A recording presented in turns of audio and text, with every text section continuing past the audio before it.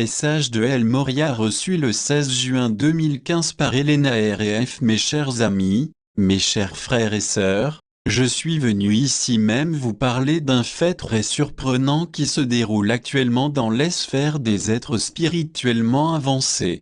Je veux parler de cette fâcheuse manie de reprendre une de nos phrases, « L'amour n'est pas tiédeur » et d'en faire un prétexte à toutes sortes de dérives. Oui, vous m'avez bien compris. Cette phrase est authentique, elle veut bien dire ce qu'elle sous-entend, l'amour n'est pas tiédeur. Ceci signifie que lorsque vous vous engagez sur le chemin de l'amour, vous allez devoir revoir vos exigences envers vous-même. Jamais il n'a été dit que vous puissiez brandir cette phrase comme un étendard pour pouvoir persécuter les autres, qu'est vous pensez, souvent à tort, moins avancés spirituellement parlant que vous. Non, mes amis, surtout pas. Ceci ne concerne que vous. Ne pas être tiède, c'est ne pas accepter la paresse de soi, l'endormissement lorsqu'un certain palier semble être franchi. Ne pas être tiède, c'est être capable de laisser parler son cœur lorsque l'intellect est en contradiction avec lui et agir suivant ce qu'il nous dicte.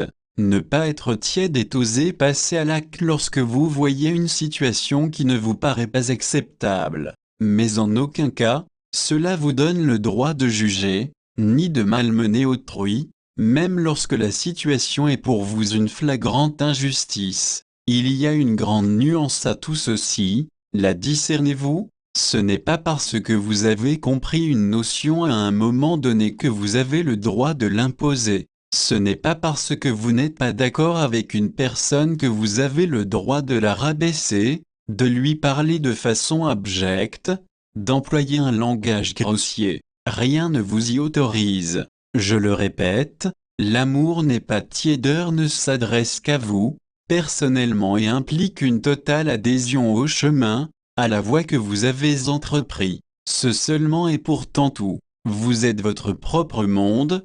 Vous êtes ce que vous créez, ce qui implique que si ce qui vous entoure ne vous plaît pas, changez-vous de l'intérieur, jusqu'à voir le beau dans ce qui vous entoure. Le libre arbitre est une notion que peu de gens comprennent réellement, puisque souvent vous vous faites la réflexion que si votre chemin, votre parcours de vie est tout tracé, où est le choix dans cela? Le choix, mes amis, est dans la façon dont vous parcourez ce chemin, ni plus ni moins. Vous pouvez y voir un champ de ronces, inextricable, ou bien des mûriers remplis de fruits juteux, à vous de composer. J'en reviens à cette phrase, qui ne s'adresse qu'à votre intérieur, votre volonté. L'amour n'est pas tiédeur. Il est une chose d'assez fascinante chez vous, c'est cette propension à perdre du temps, voyez-vous. Beaucoup disent que pour entreprendre un travail intérieur, ils ont peu de temps à y consacrer parce qu'ils sont pris dans le tourbillon de la vie entre le travail, les enfants, la maison, etc.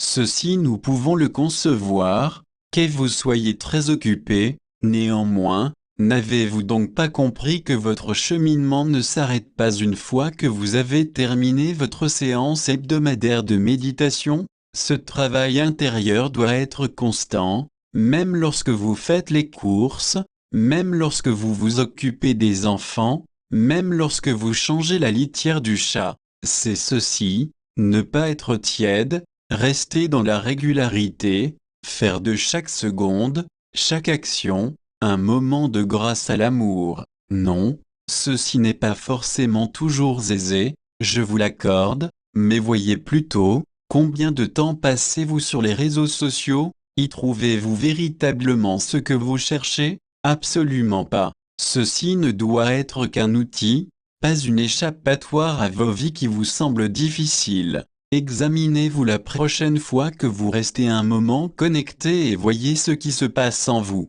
La plupart du temps, vous survolez ce qui est écrit, vous y répondez un peu et puis, vous attendez. Vous attendez un nouveau message, un nouveau texte, et finissez par vous ennuyer. Pourtant, vous restez sur ce réseau. Pourquoi? Parce que ceci vous anesthésie et vous empêche de penser convenablement. Je le répète, La technologie quelle qu'elle soit doit être un outil et rien d'autre. Ne lui prêtez pas de vertu. Comment feriez-vous si tout ceci venait à disparaître? Je ne diabolise aucunement cette technologie de communication. Elle ne doit que vous servir à communiquer et rien d'autre. Vous pouvez vous y informer, tout en gardant votre lucidité, prendre des nouvelles des uns ou des autres, comme un téléphone performant et c'est tout. Vous enfuir dans ce monde vous servira à quoi? Pas à transformer votre moi intérieur, je vous le garantis.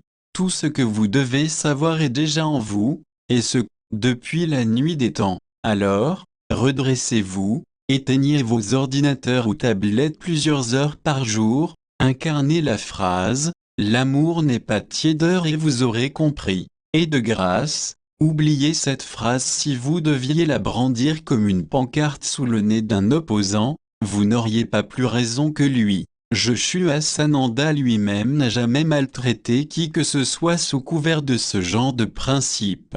Même lors de sa saine colère face aux marchands du temple. Êtes-vous donc des maîtres éveillés pour savoir précisément ce dont a besoin l'âme de la personne en face de vous? Je ne vous ferai pas l'affront de répondre à cette question. Soyez amour, oubliez le reste, c'est aussi simple que cela. Votre dévoué, El Moria.